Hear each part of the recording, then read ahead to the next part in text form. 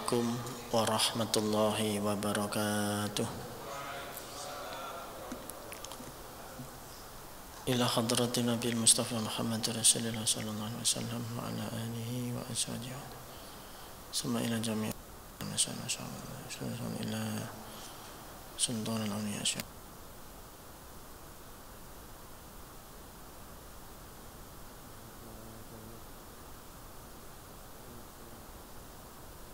Sulaiman wa ila Sayyidah Taifah Abdul Qasim al-Junab Biladi wa Rasulullah.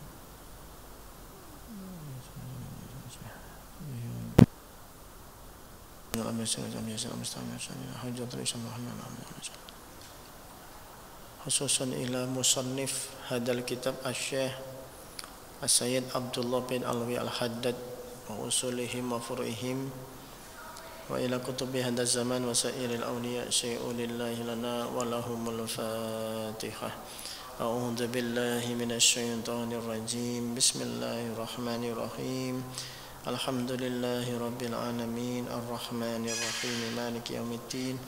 Iyyaka na'budu wa iyyaka nasta'in ihdinas siratal mustaqim siratal ladzina an'amta 'alaihim ghairil maghdubi 'alaihim waladdallin amin. Bismillahirrahmanirrahim. Alhamdulillahilladzi mala'a quluba awliyaihi bi mahabbatihi wa ikhtassa arwahahum bi syuhudi 'azamati wa hayya'a asrarahum li hamli aba'i ma'rifatihi.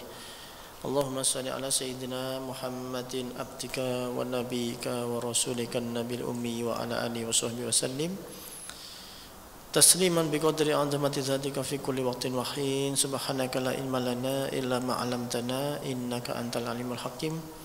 Qala rabbi shrah li sadri wa yassir li amri wahlul 'uqdatam min lisani yafqahu qawli. Amma ba'du, hadratul muhtaramin, para alim, para ulama, para asatid, segenap jamaah salat maghrib Masjid Ar-Raudhah Gria Permata Gedangan yang dirahmati Allah Subhanahu wa taala. Alhamdulillah, puji syukur kita kepada Allah bisa dikumpulkan kembali di majelis rutinan kita yang insya Allah penuh barokah ini. Mudah-mudahan kita terus ditakdirkan bisa istiqomah, tumaknina, dan apa yang kita pelajari dari kitab ini membawa manfaat, barokah fid dini wad dunya hatta al-akhirah. Amin. Mari kita lanjutkan kajian kita. Ini kemarin membahas di bab amar ma'ruf nahi munkar. Kalau di kitab saya ini halaman 331. Bismillahirrahmanirrahim. Qala al-mu'allif rahimahullah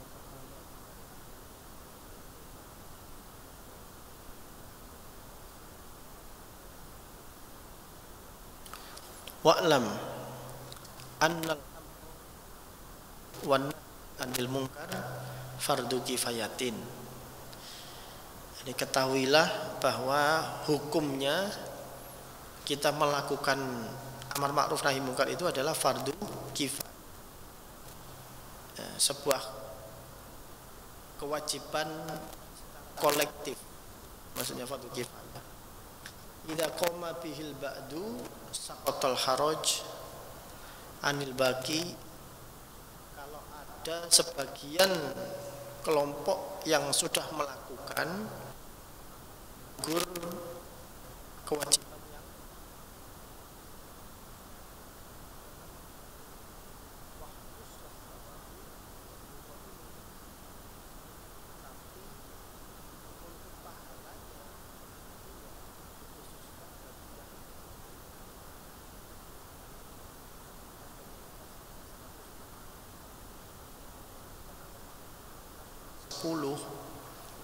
memang yang 100 itu kewajibannya gugur.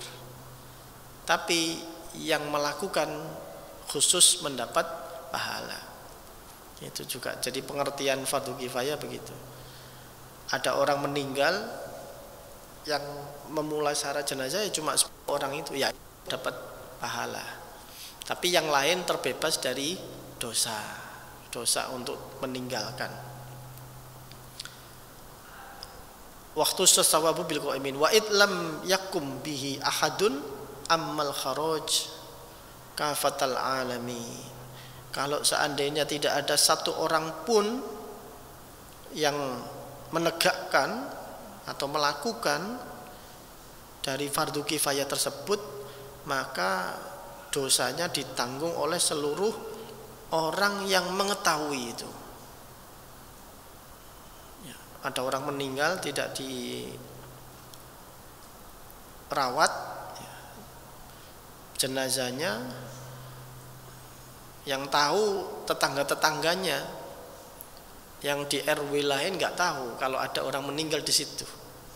Yang tidak tahu ya tidak kena dosa, tapi kalau dia tahu, nah itu berarti dia terkena dosanya. Sama dengan amar ma'ruf nahi mungkar ini. Kalau dia tahu ada kemungkaran kok diam saja, tonggone ya menengai, ustadznya juga diam saja, kiainya diam, semuanya diam saja. Wah, itu yang tahu semuanya terkena dosanya. Tapi orang-orang di wilayah lain yang agak jauh, yang tidak tahu, dia terbebas dari kewajiban ataupun dosa itu. Kafatal alamin bihi wal qadirina ala izalatihil wal wajibu alaika. Terutama orang-orang yang memiliki kemampuan untuk menghentikan kemungkaran itu. Orang-orang yang memiliki kekuasaan, punya otoritas, ya, itu wajibnya tinggi sekali, karena pihak yang berwenang ini, pemerintah ini, tidak mungkin tidak tahu ada kemungkaran. Kalau seandainya dia tidak tahu, ketidaktahuannya itu sudah merupakan kesalahan. Ya. Ada apa ini namanya, misalnya di suatu komunitas rumah itu dijadikan pabrik narkoba misalnya. Itu kalau pemerintahnya tidak tahu, pemerintah itu kan tidak hanya kepala pemerintahan kan, termasuk pemerintah yang mewakili negara itu polisi, RT RW kan gitu. Nah kalau seluruh perangkat ini kok nggak ada yang tahu, itu kan kayaknya nggak mungkin gitu. Kok bisa? Nah, ketidaktahuannya pun seandainya betul-betul tidak tahu, itu sudah sebuah keteledoran. Nah, itu sudah sebuah dosa tersendiri. Apalagi kalau dia tahu dan membiarkan, gitu. Bagaimana kok sampai tidak tahu? Apakah tidak menggunakan intelijennya dan sebagainya? Ya. Aliran obat-obatan itu sampai rumah dijadikan pabrik produksi misalnya. Itu kan sulit sekali kalau sampai tidak tahu itu. Karena komunitasnya sangat banyak gitu kan. Dan ya yang berwenang pasti tahu aliran-aliran kemana. Nah ini lebih-lebih yang punya wewenang sebagai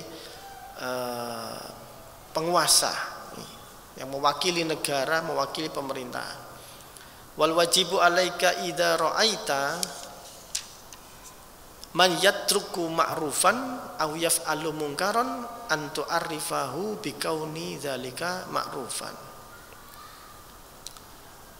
Kalau memang kita tahu ada pihak-pihak orang-orang yang meninggalkan, ya, praktek amar ma'ruf nahi mungkar ini, maka berikanlah kita itu pengertian.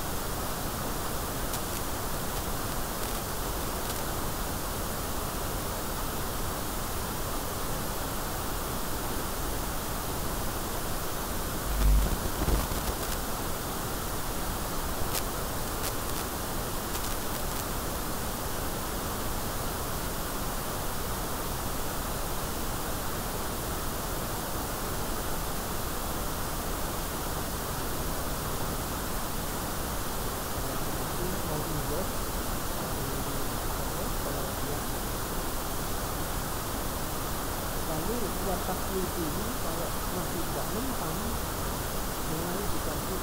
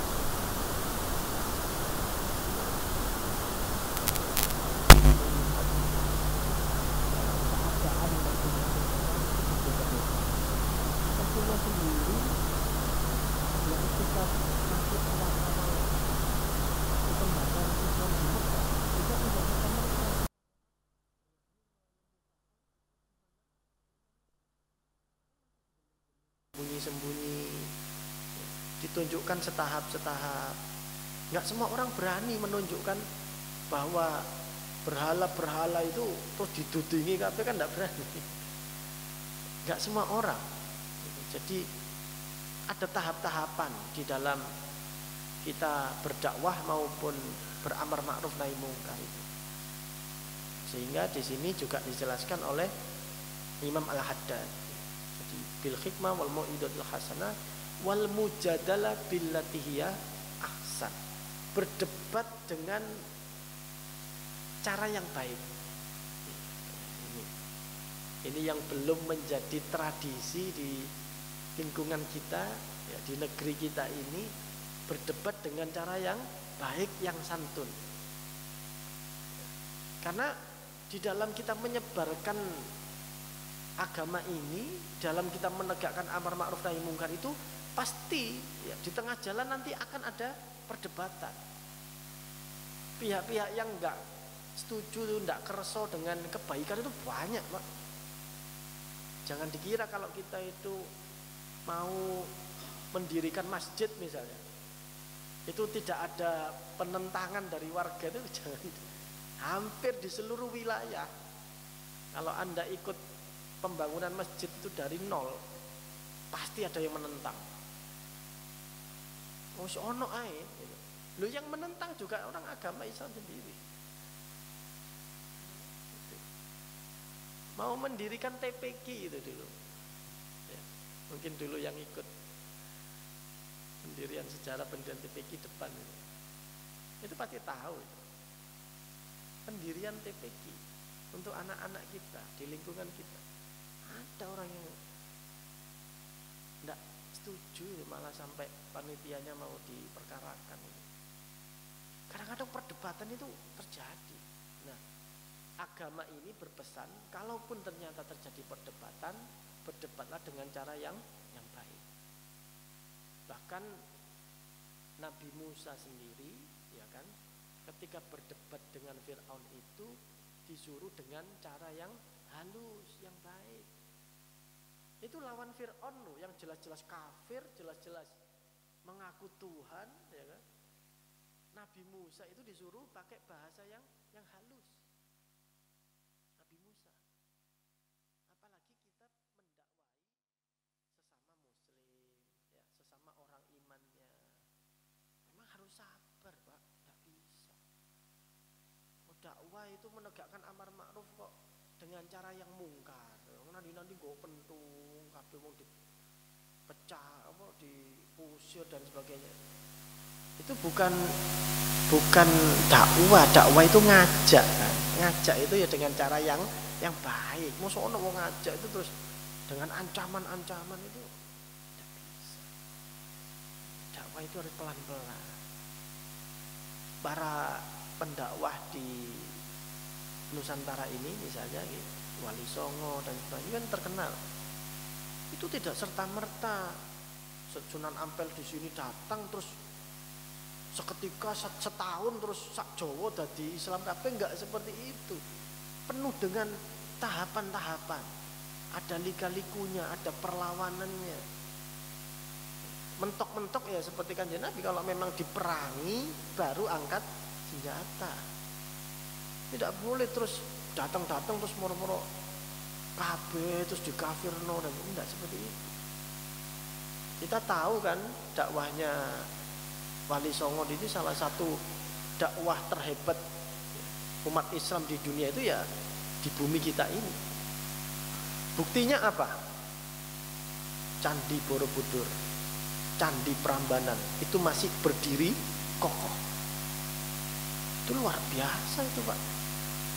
Dari pendatang-pendatang yang minoritas ini dikuasai oleh agama-agama lain di bumi Nusantara ini, lalu berbalik menjadi 90% memeluk Islam tanpa ada pertumpahan darah sama sekali. Bahkan candi-candinya juga tetap berdiri megah. Karena bagi para aulia, para ulama yang berdakwah di bumi Nusantara ini, kalau keimanannya itu sudah kena, sudah dipegang, dia sudah mau memeluk Islam dengan sukarela, bukan atas paksaan, justru bangunan-bangunan itu hanya akan menjadi tempat wisata. Ya kan? Sekarang hanya jadi tempat wisata, Pak. Sudah tidak perlu ditakuti orang ke sana. Sudah beda. Bahkan yang merayakan kalau hari besarnya itu kan orang luar kan, orang luar negeri yang datang ke sana merayakan hari besarnya. Orang situ sendiri sudah sedikit sekali. Jadi tidak ada dulu ceritanya para aulia itu hancurkan semuanya, tidak ada. Pelan pelan-pelan, persuasif. Itu yang dilakukan Nabi. Nabi tidak pernah angkat senjata. Buktinya Nabi itu perang ketika kita lihat lokasinya, Badar, dekat dengan kota Madinah. Uhud, perbatasan kota Madinah. Artinya apa? Nabi itu diserang, bukan Nabi yang menyerang. Satu-satunya yang ofensif Nabi menyerang itu adalah Fathu Mekah. Itu pun karena umat Islam dicegah untuk melaksanakan haji dan umroh. Seandainya tidak seandainya tidak dihalang-halangi Nabi dan umat Islam untuk melaksanakan haji dan umroh, mungkin tidak akan pernah ada peristiwa Fathu Mekah, pembebasan kota Mekah. Ya sudah, ngalir aja dakwah dengan sendirinya. Jadi Nabi tidak pernah menganjurkan untuk langsung mengangkat senjata, tidak pernah. Dan itu terbukti di dalam sejarah ini. Dinasti Umayyah yang menggunakan dakwah dengan cara pakai mengangkat senjata, pada awalnya sukses, Pak, sampai nyampe ke mana itu, Spanyol, Andalusia, sampai Maroko, Andalusia, masuk ke Eropa, bahkan sampai wilayah Prancis itu sebagian dikuasai kerajaan Umayyah, dinasti Umayyah, kerajaan Islam. Tapi apa yang kita lihat selanjutnya? Ketika umat agama lain itu kuat, mereka berkolaborasi menghantam umat Islam. Sampai ada peristiwa pemaksaan. Karena dulu dinasti Umayyah masuk ke sana, penaklukan kerajaan, rakyatnya dipaksa untuk masuk Islam. Bukan dengan cara dakwah, tapi dipaksa. Kalau kamu nggak masuk Islam, dibunuh. Akhirnya dibalik. Ketika kondisinya mereka kuat, orang yang dulu masuk Islam dipaksa kembali pada agama lamanya, Yahudi dan Nasrani. Itu peristiwanya sangat berdarah-darah, Pak. Peristiwa dakwah di Eropa ini. Sehingga akhirnya kembali Islam menjadi minoritas. Hanya sebagian saja di wilayah Cordoba, Sevilla, dan beberapa kota, itu saja. Itu pun minoritas. Yang lain kembali ke agamanya, dipaksa kembali lagi. Sedangkan di kita dakwahnya tidak melalui perang, bukan dinasti yang masuk ke sini, melalui para pendakwah, saudagar, berdasarkan ilmu, menyebarkannya dengan pelan-pelan. Memang gradual, hasilnya tidak langsung terlihat, tidak langsung berubah mayoritas, enggak.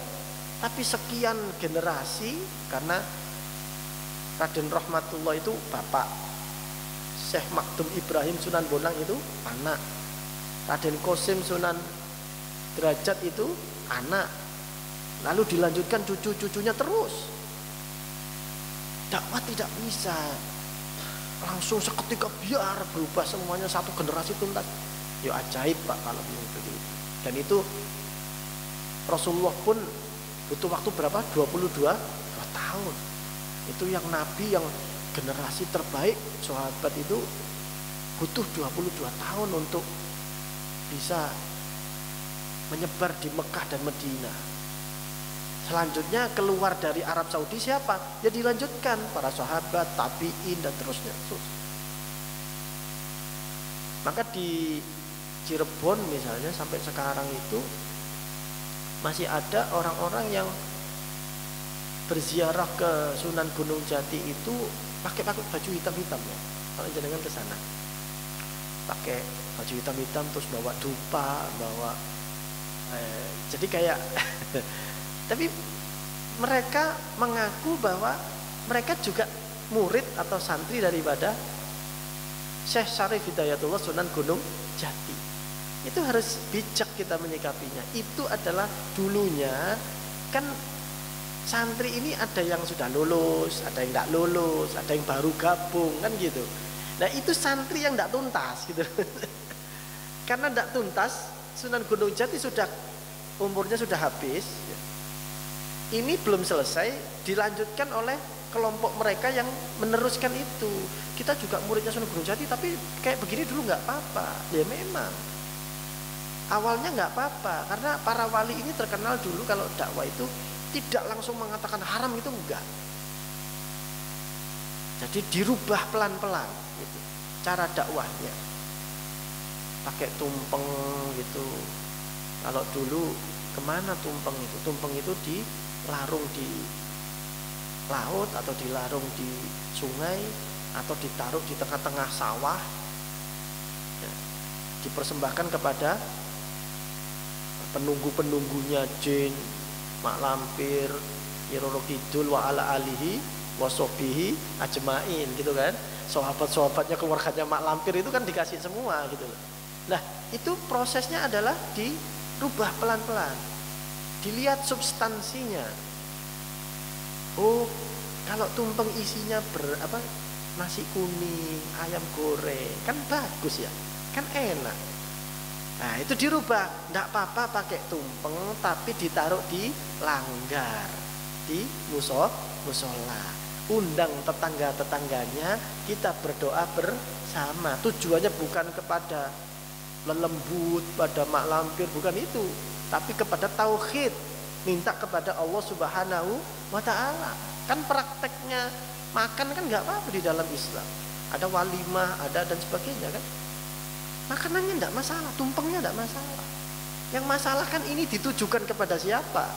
Nah itu dakwah-dakwah ini namanya bil hikmah wal mau'idatil hasanah wal mujadalah billati hiya ahsan. Nggak bisa Pak, kita amar ma'ruf dengan cara yang mungkar itu salah, jelas salah. Kata Imam Ghazali, amar ma'ruf harus dengan cara yang ma'ruf, nahi mungkar harus dengan cara yang makruh juga. Jadi sehingga masih kadang-kadang kita melihat di beberapa daerah masih ada yang prakteknya di sini, tapi mereka juga Islam. Nah itu belum tuntas. Harusnya kita yang melanjutkan dakwahnya.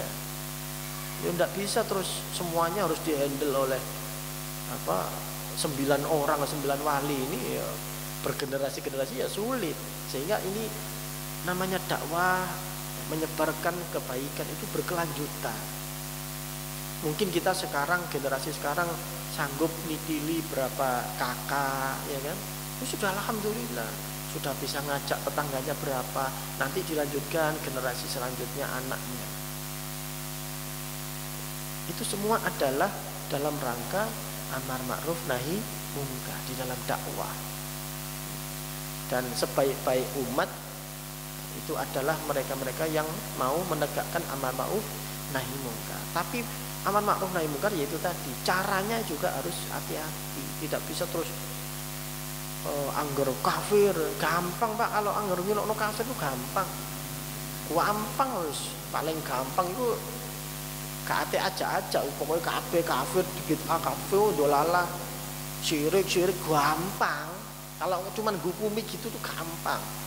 Tapi bagaimana Anda melihat kekafiran, melihat kesyirikan, itu Anda rubah, orangnya jenengan ajak ke masjid, orangnya jenengan ajak kepada ketaatan kepada Allah, itu yang masalah. Bisa enggak? Kalau sekedar ngomong kafir itu syirik itu bisa. Gampang, orang saiki tambah pandai. Mari komen nang medsos, oh kafir itu gampang. Tapi bagaimana kita mengajak, ya Allah ada orang kok berbuat syirik begini, itu yang dilihat oleh para wali songo.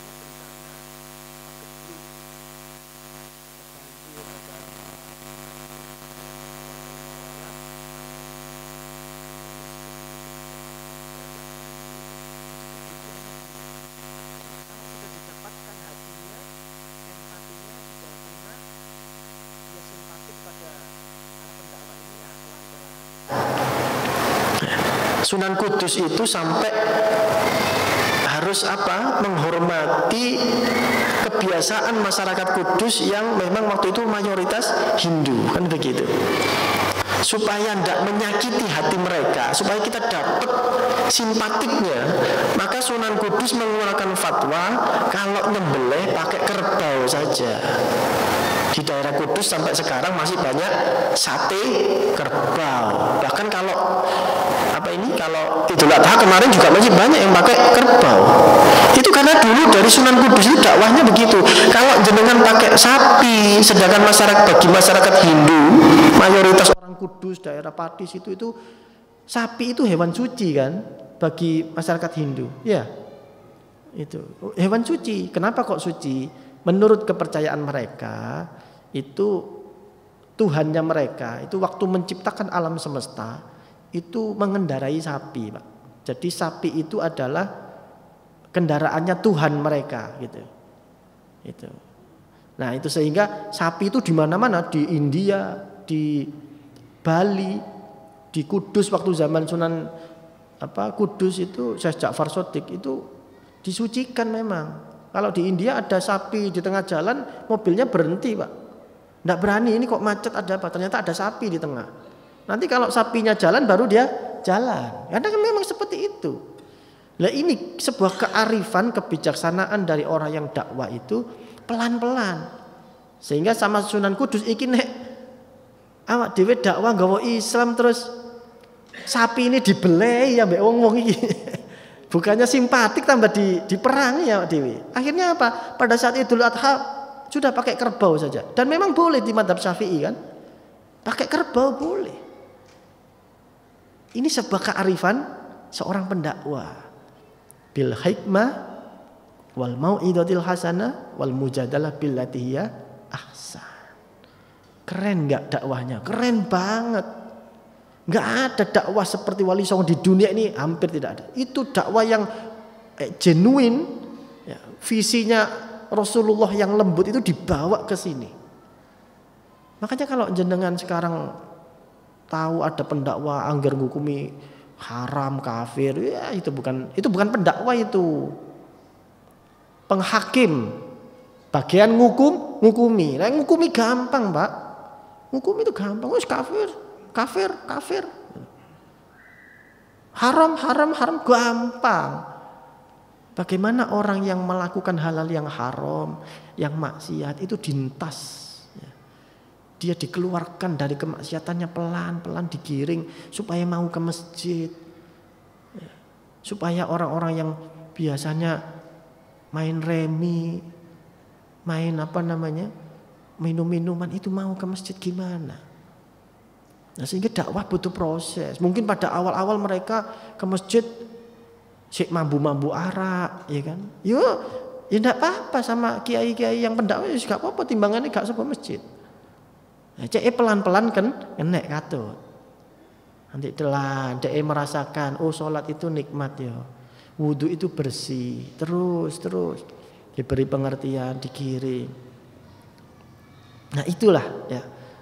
Bahwa memang amar ma'ruf itu harus dengan cara yang ma'ruf. Enggak bisa dengan cara yang mungkar, itu enggak bisa. Anggar go pentung nandi bubarkan begitu. Orangnya bukannya simpatik malah benci pada kita gitu. Jadi ada cara-caranya. Dan setiap zaman butuh ya, seorang mujaddid, seorang pembaru di dalam berdakwah.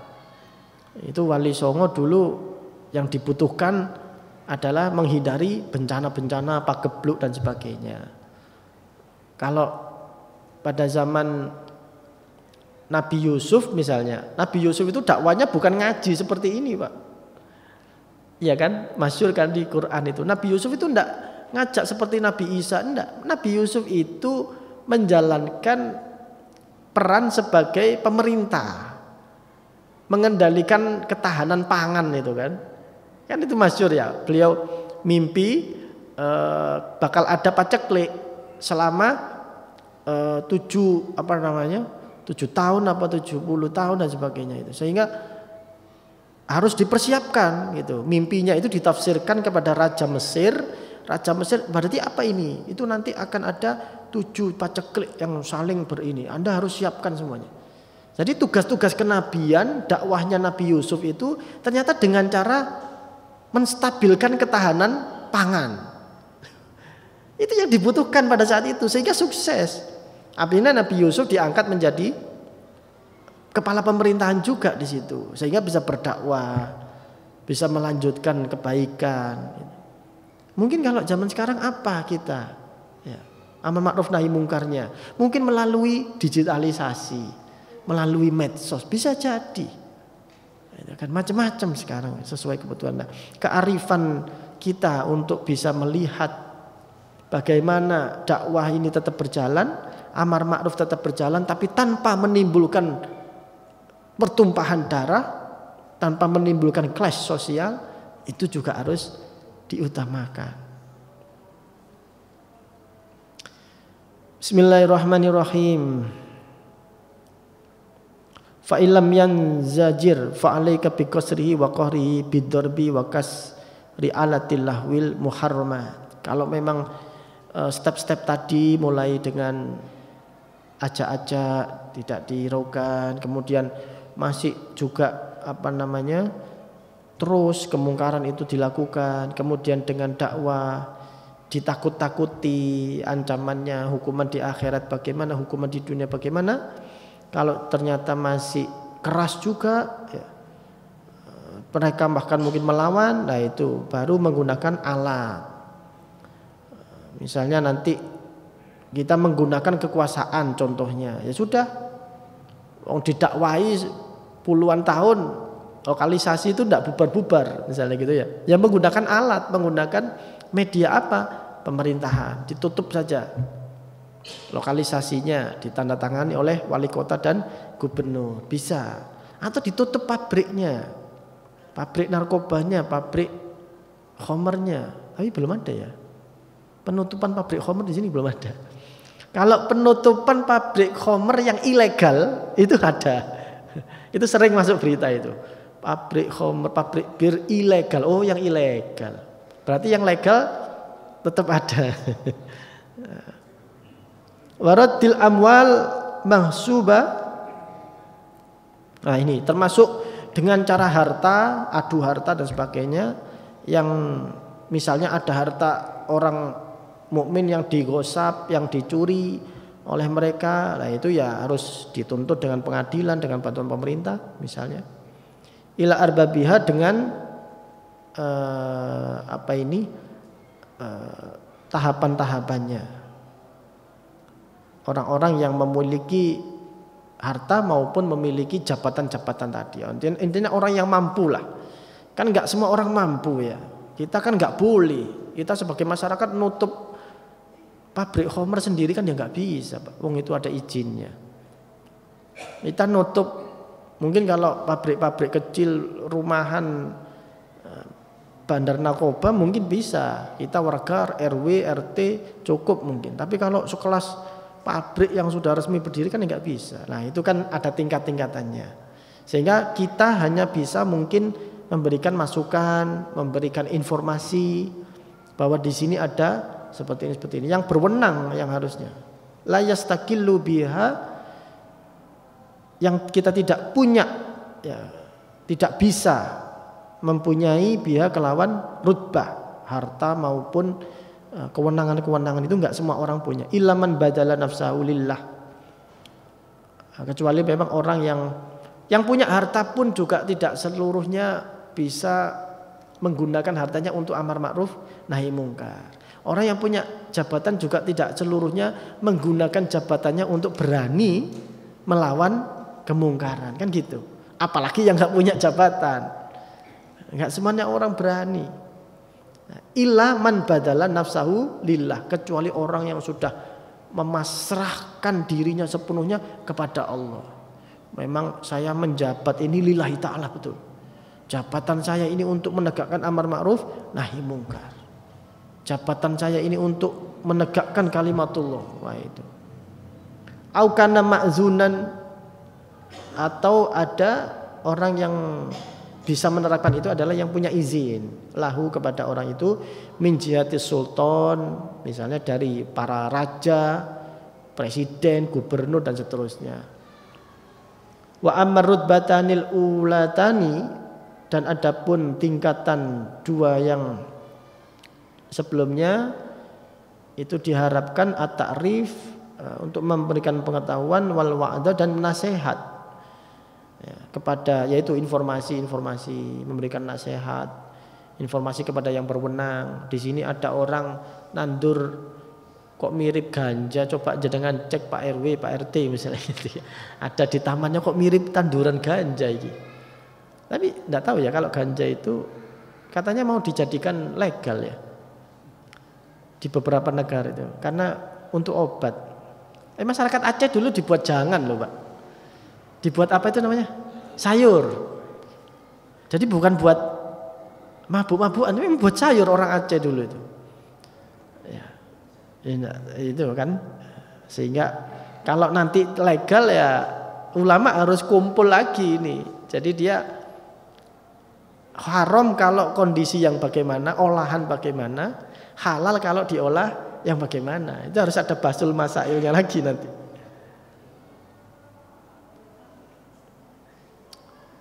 Fala yukassiru anhuma illa jahilun mukhbitun au alimun mufaridun. Maka tidak akan sembrono orang dari penerapan amar ma'ruf nahi illa jahilun, kecuali orang-orang bodoh ya, yang enggak ngerti, mukhbitun yang tidak punya akal, au alimun mufaridun, atau ya orang alim tapi dia ya sesat lah, atau ya begitu nyeleneh. Itu jadi tingkat-tingkat. Wa'lam annal amra bil ma'ruf wajibun wan nahyi 'anil muharram wajibun. Karena memang amar ma'ruf itu wajib, ajak-ajak kebaikan wajib, mencegah kepada yang haram itu juga wajib. Cuma caranya bagaimana tadi. Wal amra bil mandub wan nahyi 'anil makruh mustahab. Untuk ngajak kepada kesunahan, menghindari yang makruh itu sunnah. Wa alaika idza amarta bima'rufin aw nahaita an munkarin wa lam yusma' laka bimufaraqati maudhi'il munkar wa hajri murtakibihi hatta yafi ila amrillah. Jadi kadang kalau sudah seperti itu ada tetangganya atau temannya yang tidak mau meninggalkan kemungkaran, ya coba gak usah digumbuli ya, gak usah dikancani. Udah sik tetep ae bisnisnya bisnis judi online masih, waduh sik ngono. Ya ojo dikancani bos. Oleh sampean dijak mangan terus ditraktir hasil keuntungan judi kan ya. Nah, kita kena juga akhirnya gitu kan. Nanti pas dibelikan sesuatu ternyata dia ketangkep, akhirnya aliran dananya ke kita juga, nanti dipanggil polisi lah. Dan niat kita menjauhi orang-orang seperti itu ketika sudah kita melakukan amar ma'ruf kok tetep pancet didakwai yo sik pancet, ya sudah, niat kita adalah menjauhi kemungkarannya, bukan menjauhi orangnya. Karena bisa jadi orangnya suatu saat taubat kan. Nah, kalau dia sudah tobat, ya digumbuli maneh, ya berteman lagi, ya tetanggaan lagi dengan baik. Itu. Jadi membenci kemaksiatannya, bukan membenci orangnya. Membenci kekufuran, bukan membenci orang kafir, beda. Ya. Kalau orang kafir harusnya kita dakwai Pak, supaya dia tahu keindahan Islam. Itu harusnya begitu. Supaya dia tahu bahwa agama yang hanif, agama yang lurus dengan agamanya Nabi Ibrahim, yang menurut mereka itu mereka meneruskan alam milati Ibrahim, itu kitalah yang memegang. Kita tunjukkan bahwa ini agama yang paling maslahat bagi umat. Nah, bahwa kekufurannya bikarihatil ma'asi. Wallahu alam bisawab. Mohon maaf nih, mungkin ada yang tidak berkenan atau kurangnya, saya mohon maaf yang besar-besarnya. Insyaallah kita lanjutkan pertemuan berikutnya, mudah-mudahan dengan diiringi hidayah taufik dan nur dari Allah Subhanahu wa taala menambah keimanan kita, ketakwaan kita untuk beramar ma'ruf nahi mungkar. Rabbi fanfa'na bi barakatihim wahdinal husna bi hurmatihim wa amitna fi tariqatihim wa mu'afati minal fitani. Rabbi fanfa'na bi barakatihim wahdinal husna bi hurmatihim wa amitna fi tariqatihim wa mu'afatin minal fitani. Rabbi fanfa'na bi barakatihim wahdinal husna bi hurmatihim wa amitna fi tariqatihim wa mu'afatin minal fitani. Bismillahirrahmanirrahim.